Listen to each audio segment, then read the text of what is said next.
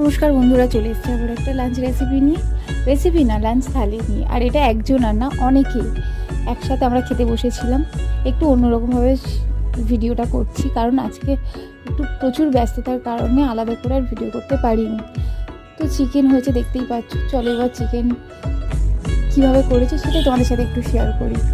প্রথমে চিকেনটাকে কিছুক্ষণ জলে ভিজিয়ে রেখে জল ঝরাতে দিয়েছিলাম। তারপর একটু টক দই, হলুদ গুঁড়ো, একটু আদা রসুন বাটা দিয়ে কিছুক্ষণ 20 মিনিট মতো ম্যারিনেট করে রেখেছিলাম। তারপর নুন হলুদ দিয়ে আলুটাকে ভেজে তুলে নিয়েছি।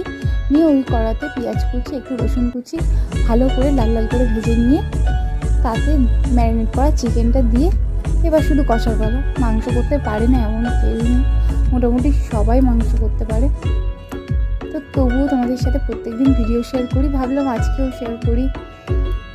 আর আমি জানি একটু আলোর প্রবলেম হচ্ছে, কারণ এই যেখানে প্রত্যেকদিন রান্না করা হয় সেখানে না, কারণ আমাদের রান্নাঘরে একটু কাজ হচ্ছিল, সেই জন্য অন্য জায়গায় রান্না করার জন্য ওখানে একটু আলোর প্রবলেম হচ্ছে, প্লিজ কিছু মনে করো না।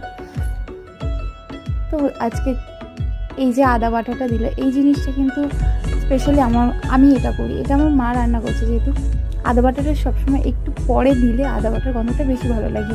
মানে চিকেন বেশ কিছুক্ষণ মানে কষিয়ে নিয়ে তারপর আদা বাটা দিলে দেখবে ভীষণ ভালো লাগে খেতে। তারপর আলুটা দিয়ে বেশ কিছুক্ষণ নাড়াচাড়া করে এবার শুধু জল দেওয়ার পালা। মোটামুটি প্রায় অলমোস্ট হয়ে গেছে। আর এই দেখো, এইদিকে আমাদের রান্নাঘরের কাজ চলছে, একটু বাকি ছিল, তো সেই জন্য আমাদের অন্য জায়গায় রান্না করতে হচ্ছে, তার জন্য আলুর একটু প্রবলেম হচ্ছে, অন্ধকার। এদিকে মাংসতে জল দেওয়া হয়ে গেছে, মাংস অলমোস্ট রেডি। কিছুক্ষণ ঢাকা ছিল, নুন টুন চেক করে নিয়ে ঠিক আছে। এবার জাস্ট গরম মশলা দিয়ে ঢাকা দিয়ে রেখেছি। এই যে